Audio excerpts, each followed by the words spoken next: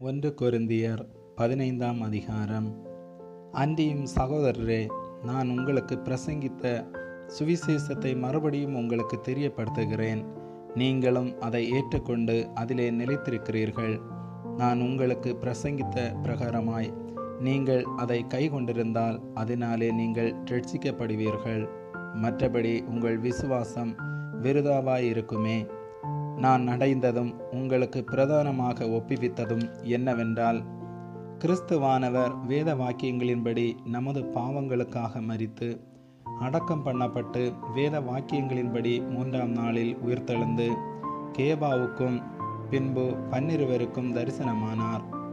அதன் பின்பு அவர் 500 பேருக்கு அதிகமான சகோதரருக்கும் ஒரே வேளையில் தரிசனமானார். அவர்களில் அநேகர் இந்நாள் வரைக்கும் இருக்கிறார்கள். சிலர் மாத்திரம் நித்திரையடைந்தார்கள். பின்பு யாக்கோபுக்கும் அதன் பின்பு அப்போஸ்தலர் எல்லோருக்கும் தரிசனமானார். எல்லாருக்கும் பின்பு அகால பிறவி போன்ற எனக்கும் தரிசனமானார். நான் அப்போஸ்தலர் எல்லாரிலும் சிறியவனாயிருக்கிறேன். தேவனுடைய சபையை துன்பப்படுத்தினதினாலே நான் அப்போஸ்தலன் என்று பெயர் பெறுவதற்கும் பாத்திரனல்ல. ஆகிலும் நான் இருக்கிறது தேவ கிருபையினாலே இருக்கிறேன். அவர் எனக்கு அருளிய கிருபை விருதாவாயிருக்கவில்லை. அவர்கள் எல்லாரிலும் நான் அதிகமாய் பிரயாசப்பட்டேன். ஆகிலும் நான் அல்ல, என்னுடனே இருக்கிற தேவ கிருபையே அப்படி செய்தது. ஆகையால் நானாகிலும் அவர்களாகிலும் இப்படியே பிரசங்கித்து வருகிறோம். நீங்களும் இப்படியே விசுவாசித்திருக்கிறீர்கள்.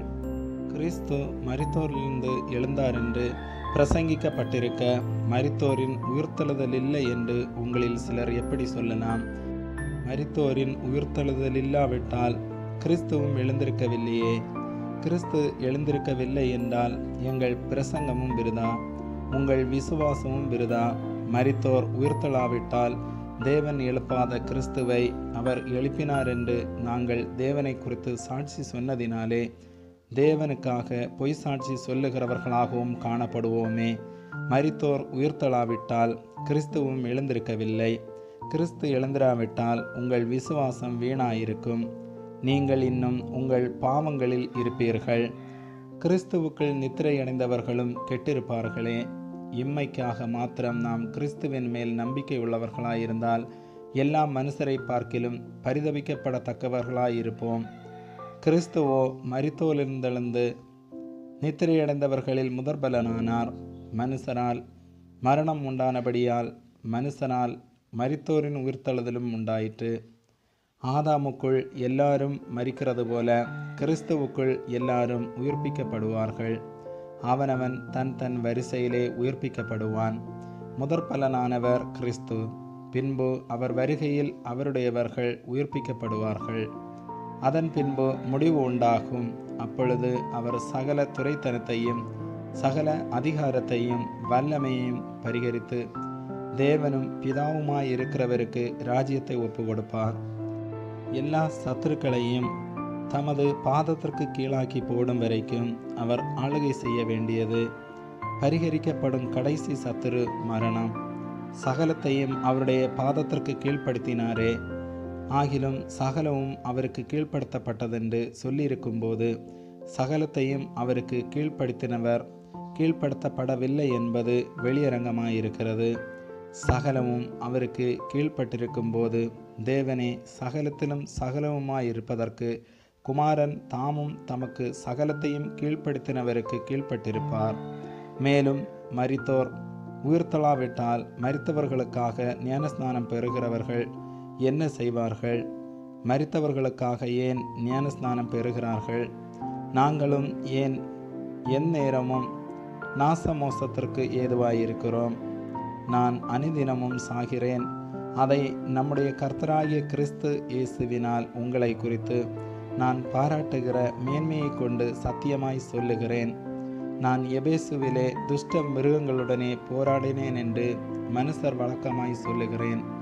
அப்படி போராடினதினாலே எனக்கு பிரயோஜனம் என்ன? மரித்தோர் உயிர்த்தெழாவிட்டால் புசிப்போம் குடிப்போம், நாளைக்கு சாவோம் என்று சொல்லலாமே. மோசம் போகாதிருங்கள். ஆகாத சம்பாசனைகள் நல்லொழுக்கங்களை கெடுக்கும்.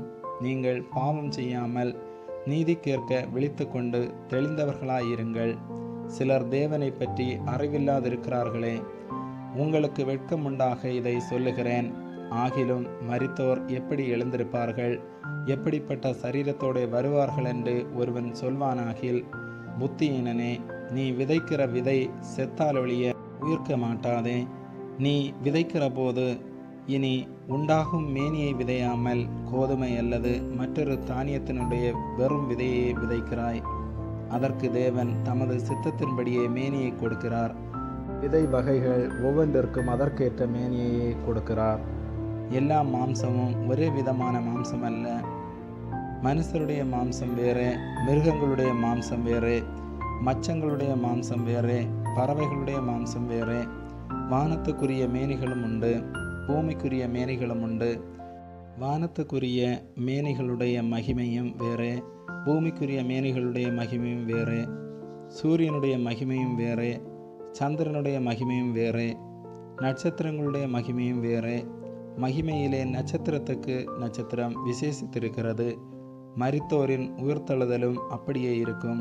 அழிவுள்ளதாய் விதைக்கப்படும், அழிவில்லாததாய் எழுந்திருக்கும். கனவீனமுள்ளதாய் விதைக்கப்படும், மகிமை உள்ளதாய் எழுந்திருக்கும். பலவீனமுள்ளதாய் விதைக்கப்படும், பலமுள்ளதாய் எழுந்திருக்கும். ஜென்ம சரீரம் விதைக்கப்படும், ஆவிக்குரிய சரீரம் எழுந்திருக்கும். ஜென்ம சரீரமும் உண்டு, ஆவிக்குரிய சரீரமும் உண்டு. அந்தபடியே முந்தின மனுஷனாகிய ஆதாம் ஜீவாத்மாவானான் என்று எழுதியிருக்கிறது. பிந்தின ஆதாம் உயிர்ப்பிக்கிற ஆவியானார். ஆகிலும் ஆவிக்குரிய சரீரம் முந்தினதல்ல, ஜென்ம சரீரமே முந்தினது, ஆவிக்குரிய சரீரம் பிந்தினது. முந்தின மனுஷன் பூமியிலிருந்துண்டான மண்ணானவன், இரண்டாம் மனுஷன் வானத்திலிருந்து வந்த கர்த்தர். மண்ணானவன் எப்படிப்பட்டவனோ மண்ணானவர்களும் அப்படிப்பட்டவர்களே. வானத்துக்குரியவர் எப்படிப்பட்டவரோ வானத்துக்குரியவர்களும் அப்படிப்பட்டவர்களே. மேலும் மண்ணானவனுடைய சாயலை நாம் அணிந்திருக்கிறது போல வானவருடைய சாயலையும் அணிந்து கொள்வோம். சகோதரரே, நான் சொல்லுகிறதென்னவெனில், மாம்சமும் இரத்தமும் தேவனுடைய ராஜ்யத்தை சுதந்திரிக்க மாட்டாது. அழிவுள்ளது அழியாமையை சுதந்திரிப்பதும் இல்லை. இதோ ஒரு இரகசியத்தை உங்களுக்கு அறிவிக்கிறேன். நாம் எல்லோரும் நித்திரையடைவதில்லை. ஆகிலும் கடைசி எக்காலம் தொனிக்கும் போது ஒரு நிமிஷத்திலே, ஒரு இமைப்பொழுதிலே நாம் எல்லாரும் மறுரூபமாக்கப்படுவோம். எக்காலம் தொனிக்கும். அப்பொழுது மரித்தோர் அழிவில்லாதவர்களாய் எழுந்திருப்பார்கள்.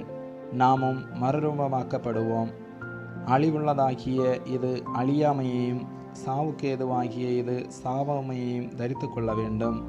அழிவுள்ளதாகிய இது அழியாமையையும், சாவுக்கேதுவாகிய இது சாவாமையையும் தரித்து கொள்ளும்போது மரணம் ஜெயமாக விழுங்கப்பட்டது என்று எழுதியிருக்கிற வார்த்தை நிறைவேறும். மரணமே உன் கூர் எங்கே? பாதாளமே உன் ஜெயம் எங்கே? மரணத்தின் கூர் பாவம், பாவத்தின் பலன் நியாயப்பிரமாணம். நம்முடைய கர்த்தராகிய இயேசு கிறிஸ்துவினாலே நமக்கு ஜெயம் கொடுக்கிற தேவனுக்கு ஸ்தோத்திரம்.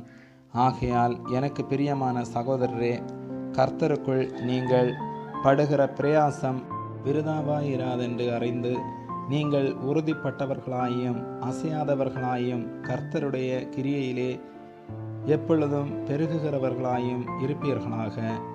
ஆமேன்.